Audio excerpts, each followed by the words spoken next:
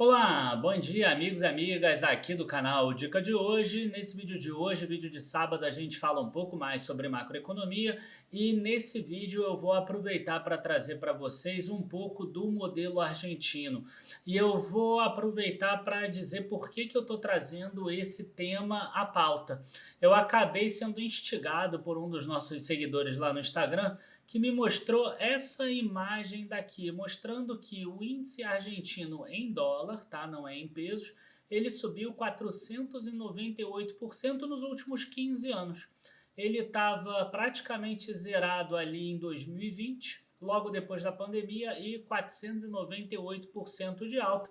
Isso significa 12,6% ao ano em dólar, mas todo esse racional, todo esse dinheiro só veio nos últimos 2 ou 3 anos, mais ou menos.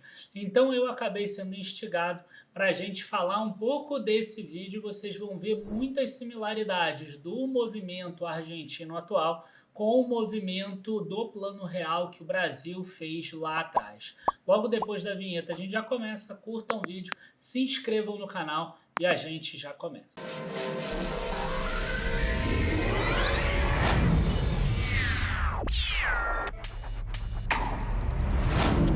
Bom, pessoal, vamos aproveitar aqui para destrinchar um pouquinho o que é esse índice argentino aqui, MSI, que está subindo tanto, né? Que subiu 65% em 2023 e nesse ano aqui já está subindo mais 66%. Além disso, em 2022 subiu 35% e 2021 subiu 20%. Então são altas muito expressivas no índice MSI argentino. É um índice que não é tão grande quanto o do Brasil, só tem 18 constituintes, até porque poucas empresas argentinas conseguiram, ao longo de todo esse período de peronismo e de kirchnerismo, conseguir migrar lá para a Bolsa de Nova York, né? Mas a gente consegue ver aqui 18 constituintes e dentre eles, né, a gente vê que é um racional muito parecido com o do Brasil. 40% aqui praticamente em bancos, 23% energia, 19% utilities. Na verdade, a grande diferença aqui é que eles não têm tantas empresas assim de materials, né, de commodities, como a gente chama aqui. Lá, talvez, das principais, a gente só tem a YPF, que é a petroleira lá da Argentina. Então, é mais ou menos esse que é o racional desse índice argentino, que é a bolsa que mais sobe no mundo nesse momento atual. O que acaba acontecendo? Eu vou trazer para vocês aqui uma imagem do PIB argentino ao longo do tempo. E vocês vão ver que ele é um PIB que passou por diversas recessões, muito mais recessões do que o Brasil. Tá? Nesses últimos 30 anos aqui, o Brasil passou por 6, a Argentina passou por 9. Lembrando que recessão técnica, né, são 2 trimestres consecutivos com um crescimento negativo da economia. A gente consegue ver aqui 9 períodos. A gente consegue ver que hoje, por exemplo, o Brasil, a bolsa só cai e o PIB está super positivo, 3,3, enquanto da Argentina a bolsa só sobe e o PIB já está negativo há 1, 2, 3, 4, 5, 6 trimestres aqui no total.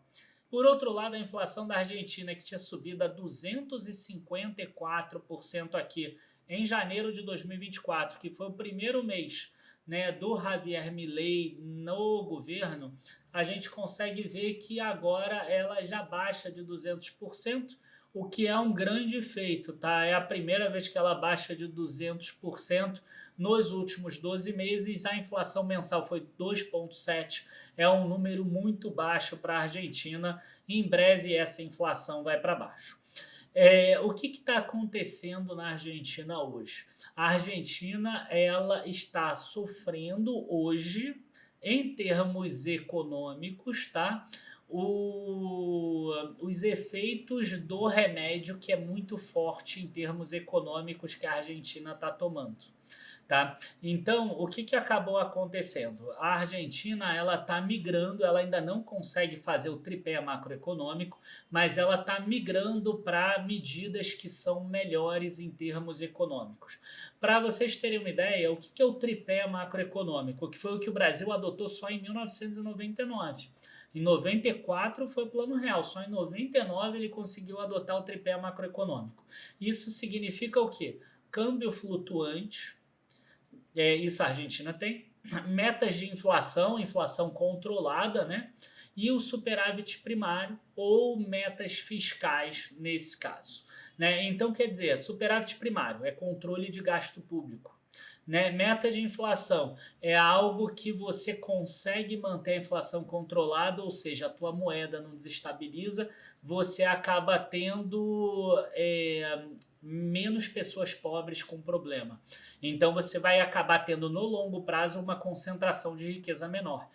Assim como aconteceu no Brasil, num primeiro momento a inflação ainda foi alta, na Argentina está alta também.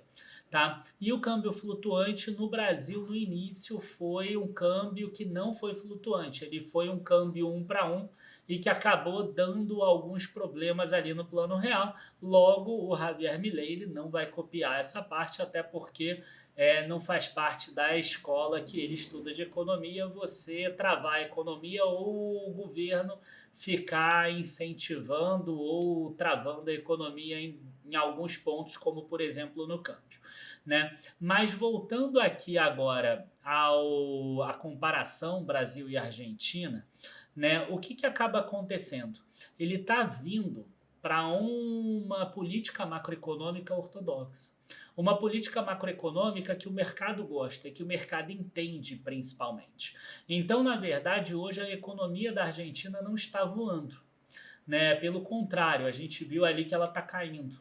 Mas só que o mercado ele antecipa todas essas melhoras, igual aconteceu lá no Plano Real. Então, se a gente vê aqui 498% de alta em dólar, e a gente pega aqui em 1994, 95, 96, 97, 98 foi um ano de queda no Brasil, porque teve a quebra dos tigres asiáticos no final de 97, o calote russo em 98 e ainda teve a eleição lá do Fernando Henrique. Né, que ele não foi tão relevante a eleição, porque ele ganhou em primeiro turno, todo mundo já sabia que ele ia ganhar, mas você vê que em 99 o Brasil adota ali o tripé macroeconômico, finalmente com câmbio flutuante, metas de inflação, e a gente vê aqui um crescimento de 151%. Então, se a gente pegar aqui do início até o final, a gente vai ver também em 4 ou 5 anos 442% de alta. Quer dizer, o mercado aqui já estava precificando toda a melhora da economia ao longo desse tempo. Tá? Então, está acontecendo hoje na Argentina a mesma coisa que aconteceu no Brasil. Se você pegar o período completo aqui do Brasil, você vai ver que o Brasil ele chega a subir 1.900% aqui nesse período todo, 2.000%. Né? Então, a Argentina ainda pode crescer mais. Mas a gente precisa aí ficar um pouco de olho. Algumas pessoas vão falar assim, Daniel, você está comparando a Argentina em dólar com o Brasil em real. Lembra que nesse início aqui, tá? Até 99 não, mas até 98 a gente tinha câmbio 1 para 1 ou bandas cambiais. Ela estava ali em 1,20, 1,30, então não varia tanto. Se aproxima essa variação, câmbio contra real, pelo menos nesse período inicial. A grande questão é a seguinte, né? O Brasil ele acabou passando por alguns problemas. Né? O primeiro deles foi o seguinte, ele teve que implantar o tripé macroeconômico em 1999, que é o câmbio flutuante, metas de inflação e metas fiscais que a gente mostrou, porque a gente viu ali que num primeiro momento o Brasil ele teve uma depleção de reservas. Ele fez muita venda de empresas no Brasil. Então teve privatização ali do sistema todo de telefonia, teve privatização da Vale, teve privatização, se eu não me engano, da Embraer nessa época, teve venda de parte da Petrobras também, e mesmo com todas essas vendas, o que acontecia? As reservas cambiais do Brasil acabavam caindo. Tá? Então, para isso, o Brasil ele precisou fazer esse racional. E por que a inflação ela ficou controlada? Porque o Brasil acabou trabalhando com juros altos. tá? O governo adotou medidas de juros altos, eu lembro lá em 99, 41% de juros. Hoje o juro da Argentina é bastante alto também. E por que que você precisa trazer juro alto? Porque você precisa trazer o capital estrangeiro. Só que o que eu sempre falo é o seguinte: não adianta você ter uma política heterodoxa, igual o governo Lula está fazendo, e você pegar e achar que o juro nas alturas vai trazer o capital estrangeiro. Isso não vai trazer. Né? Por quê? Porque, em primeiro lugar, o cara vai medir o risco dele não receber aquele retorno. E se você tiver políticas que você não consegue planilhar e precificar, você sempre vai ser mais comedido. Então você não vai investir simplesmente naquele lugar independente da taxa de retorno. Esse é um dos motivos, por exemplo, que eu falo para as pessoas não investirem hoje em pré-fixado de renda fixa, porque eu não tenho como precificar qual vai ser a inflação daqui a 3, 4, 5 anos, porque a gente tem uma política heterodoxa hoje no Brasil. Tá? Então, é importante que a gente tenha isso em mente. Tá? A Argentina está seguindo a cartilha da política macroeconômica global e os ativos da Argentina estão vendo esse crescimento. Tá? Por outro lado, o Brasil está fazendo o oposto. Algumas pessoas vão falar assim, mas a economia do Brasil está muito melhor do que a da Argentina. Como eu falei, é efeito do remédio. Né? Se você tem uma doença, por exemplo, uma doença muito grave, que você tem que fazer um tratamento de 2, 3 anos, é natural que nesses 2, 3 anos você se sinta pior, você se sinta mais fraco, você tenha alguns problemas de saúde, você fique doente com mais frequência, em troca de você, talvez no futuro, você consiga melhorar. E essa mesma situação aconteceu aqui no Brasil também. E aí eu vou pegar até os dados do próprio Instituto Lula. Tá? Em 94 aqui, ó, a taxa de pobreza no Brasil era 35,4. Ela passa para 36,9. Né? Aqui, ó, 13,3. Ela vai para 14,1. Se a gente parar para olhar ali 2014, 2015, que o Brasil entra em recessão e depois ele tem que fazer o pacote de teto de gastos, a gente vê a mesma coisa. Sempre que você começa uma medida dessa de ajuste de corte de gasto, corte de gasto público, você acaba tendo uma piora na pobreza, uma piora na extrema pobreza. Né? E você vê que esse aumento aqui já veio até em 2014, 2015. Né? No próprio governo Dilma já estava vendo esse crescimento de extrema pobreza e pobreza. Né? Então, quer dizer, o fato do Brasil hoje estar gastando muito e de estar descontrolando os gastos públicos significa que em algum momento no futuro, para você trazer isso de novo para as médias, você vai ter um aumento na pobreza do Brasil, por melhor que sejam as intenções do presidente atual. Tá? E é o que a Argentina está fazendo nesse momento. Ela cresce nesse momento, tá? É a pobreza dela, que é algo ruim, mas faz parte das consequências ali do remédio. Tá? Para terminar, eu queria aproveitar e falar o seguinte. Eu sempre falo que no longo prazo, a Bolsa de Valores ela não representa a política. Tá? E talvez esse gráfico aqui da Argentina mostre bem isso.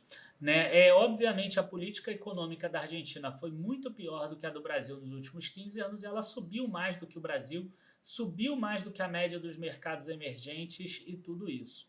Por que que isso aqui acaba acontecendo? Porque, na verdade, a política ela tem impactos de curto prazo, mas de longo prazo não.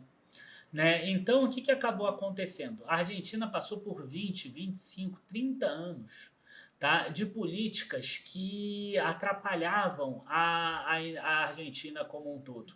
Tanto é que você percebe que o PIB dela mal consegue crescer ao longo do tempo. Ele cresceu aqui quando a China cresceu e todos os países do mundo cresceram, mas tirando esse período aqui que foi o crescimento chinês, e aqui depois da pandemia você vê que ela passa mais tempo tendo recessão do que tendo crescimento da economia. Né? Então, o que acabou acontecendo? Ao longo de todo esse período, essa mola da Bolsa de Valores da Argentina ela foi comprimindo, comprimindo, comprimindo, comprimindo. E agora, quando soltou muito forte. Foi mais ou menos o que aconteceu ali no início do Plano Real. Ela foi comprimindo, comprimindo, comprimindo e depois soltou muito forte. Tá? Vamos imaginar que, por exemplo, a gente consiga permanecer por 12 anos seguidos com o governo com essas políticas heterodoxas, piorando o gasto público, a dívida do Brasil indo para a lua. Hoje a dívida da Argentina é 155% PIB, a gente preocupado com a nossa que é 79%, por exemplo, e vamos imaginar que o Brasil chegue nesse ponto com hiperinflação e etc. É claro que os ativos do Brasil eles vão estar muito mais depreciados do que hoje. Talvez você vai ter bons bancos negociando a 2,5 vezes lucro, 3 vezes lucro, igual era o caso do Banco Macro lá na Argentina. Né? E aí o que acabou acontecendo? Na hora que você tem uma política econômica mais positiva, isso dispara. E a mesma coisa aconteceu ali em 2016, 2017, né? Que foi essa alta daqui, ó. Porque foi a época que entrou o Maurício Macri lá na Argentina, só que ele não conseguiu implantar tudo que o Milei está fazendo, porque ele também tentava trabalhar o Congresso, ele não queria se indispor com algumas partes que acabaram apoiando ele, etc.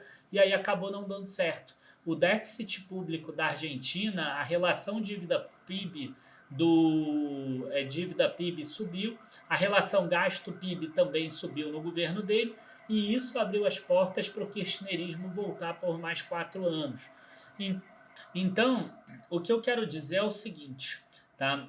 Se você tiver realmente uma visão de longo prazo, por mais que comprima essa mola dos investimentos, tá? Vai ter um momento que a bolsa como um todo ela sobe, igual aconteceu com a Argentina.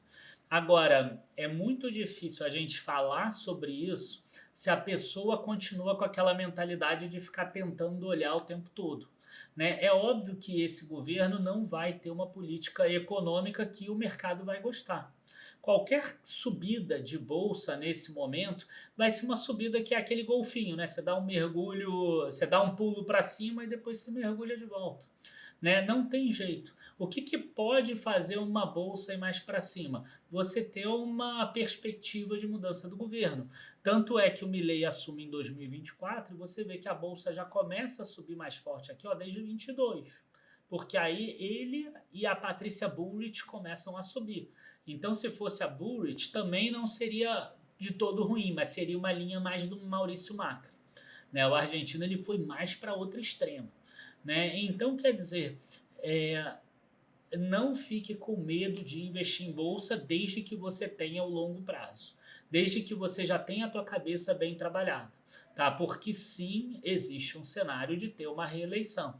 E aí você vai ficar comprando ativos baratos talvez por 4 anos, 5 anos, né? Até uma antecipação de 2029. Quem sabe pode ter outra eleição em 2030 e talvez você vai ter que comprar até 2034. É muito difícil a gente imaginar que esse governo vai mudar, como eu falei. Mas, por outro lado, a gente pode ter uma mudança de governo já em 2026. De qualquer forma, é muito possível que final de 2025 e início de 2026 a gente tenha alguma alta, né? Porque dificilmente a gente vai ter um Lula disparado nas pesquisas, por exemplo. Né? Muito provavelmente vai estar equilibrado, seja qual for o candidato que venha a mudar essa política atual. Enfim, gente, é mais ou menos por aí que funciona a bolsa, tá? Vocês vejam que quando eu falei de 2025, eu usei a política para mostrar que a bolsa vai subir. Quando eu penso para longo prazo, não. Eu já estou pensando em montar uma carteira com boas empresas, né? E boas empresas que vão gerar lucro. Você tem inúmeras empresas na bolsa que mesmo nos piores momentos geraram lucro e que continuaram pagando dividendos, né? E essas empresas, quanto mais baratas elas ficam, melhor fica para você investir nelas. Então não fique com medo do longo prazo, tá? Longo prazo é importante, mas também é importante você ter uma alocação estruturada com dinheiro em renda fixa, com dinheiro no exterior e etc. Bom, gente, abraços, bons investimentos e até a próxima. E nunca se esqueça, né, que construir leva tempo. O investidor argentino que esperou 12 anos e saiu da bolsa não ganhou nada. O investidor que esperou os 15 anos está com a maior rentabilidade dentre os emerging markets e dentre o ACWI. Abraços, bons investimentos e até mais.